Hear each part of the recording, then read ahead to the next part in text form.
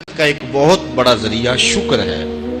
ارشاد فرمایا لَإِن شَكَرْتُمْ لَأَزِيدَنَّكُمْ، اگر تم شکر کرو گے وہ تمہیں اور زیادہ عطا کرے گا، اور اگر تم شکر نہیں کرو گے وَلَئِن كَفَرْتُمْ، کفران نعمت کرو گے إِنَّ عَذَابِي لَشَدِيدٌ، تو پھر میرا عذاب بڑا سخت ہے۔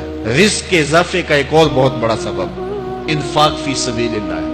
اللہ فرماتا ہے جو تم خرچ کرتے ہو، تو جو چیز تم نے نکال اللہ تمہیں اور عطا کر دیتا ہے۔ بعض کا ہمارا یہ ہوتا ہے کہ کوئی آدمی مالی بحران میں آ گیا تو وہ کرتا کیا ہے کہ جو راہ خدا میں دینے کا کھاتا تھا پہلے اسے کلوز کرتا ہے، یہ فلاں مدرسے کو دیتے ہو یہ بھی بند کر دو، یہ مسجد کو دیتے ہو یہ بھی بند کر دو، یہ فلاں غریب کو دیتے ہو یہ بھی بند کرو، حالات ٹائٹ ہو گئے۔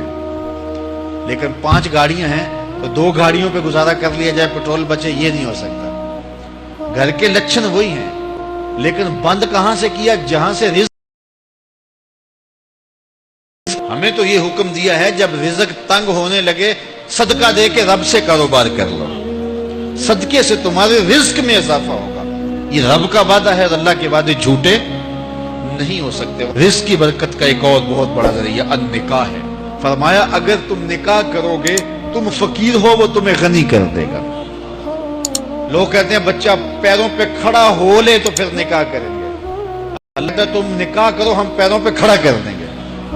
ہمارا فلسفہ اپنا ہے، اس کا حکم اپنا ہے۔ وہ کہتا ہے ابھی تو یہ اپنے لیے نہیں کماتا تو جو آئے گی اس کو کہاں سے کھلائے گا؟ میاں جس نے آنا ہے اس نے اپنا رزق لے کے آنا ہے۔ تو بچوں کی شادیاں کرو، اگر وہ جوان ہو گئے رزق نصیب ہو۔ اپنے اہل خانہ کو نماز کے حکم دینے سے رزق بڑھتا ہے، چونکہ جو صبح کا وقت ہوتا ہے یہ رزق کے بٹنے کا وقت ہوتا ہے، اور جس گھر میں صبح کے وقت لوگ سوئے ہوئے ہوتے ہیں وہاں بے برکتیاں ہوتی ہیں۔ تو طلوع فجر سے لے کر کے طلوع آفتاب تک اپنی اولاد کو، بیوی کو، بچوں کو نہ سونے دیں۔ اس وقت رزق بٹنے کے لمحے ہوتے ہیں۔ کثیر دعائیں مانگیں، تلاوت کلام مجید پڑھیں، اور نماز فجر مرد حضرات مسجدوں میں جا کے باجماعت ادا کریں، اور گھروں میں جو ہے وہ بیٹیاں بہنیں مصلے بچھا لیں، تو اللہ کی رحمتوں کا نزول ہوگا۔ اب ایک حدیث میں رزق کے اضافے کا ایک اور نسخہ ارشاد کیا گیا۔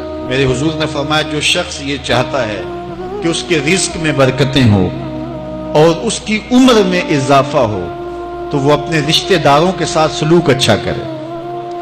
رشتہ داروں کے ساتھ اگر اچھا سلوک کرو گے تو پھر تمہارے رزق میں برکت ہو۔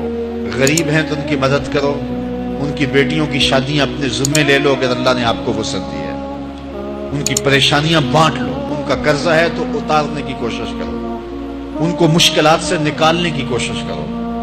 تم ان کو مشکلات سے نکالو گے، اللہ تمہیں مشکلوں سے نکالے گا۔ تمہارے رزق میں بھی برکتیں ہوگی اور تمہارے مال میں بھی برکتیں ہوں۔ فرمایا بہتر صدقہ وہ ہے جو ناراض غریب رشتہ دار کو دیا جائے۔ اگر وہ پھنس گیا ہے، مجبور ہے، ناراض ہے، تو اس کو اگر دیں گے تمہارا نفس اس میں شامل نہیں ہوگا، تو یہ افضل صدقہ ہے جو ہر صورت میں قبول ہی قبول ہے۔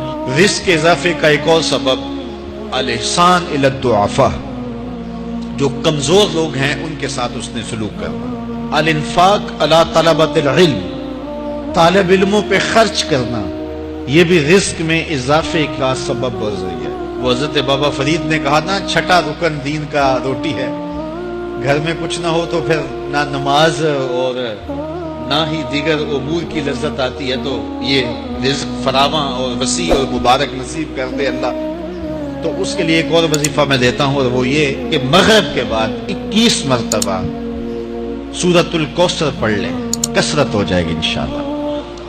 اول خدوشی پڑھ لیں، 5-7 منٹ لگتے ہوں گے، تو سورہ کوثر 21 مرتبہ روزانہ مغرب کی نماز کے بعد پڑھیں۔ اور اگر بہت زیادہ مسائل ہیں تو ہر نماز کے بعد پڑھ لیں، تو انشاءاللہ آپ دیکھیں گے کہ گھر میں برکتیں اترتی محسوس ہوں گی، انوار کا نزول ہوتے محسوس کریں گے۔ تو یہ وہ رزق کے اسباب ہیں، اگر ہم اختیار کر لیں تو ہم اللہ کی خاص رحمتوں کے حقدار ہوں گے۔ اللہ ہم سب کو رزق حلال، رزق وسیع، رزق سہل، رزق مبارک، رزق فراواں نصیب فرمائے۔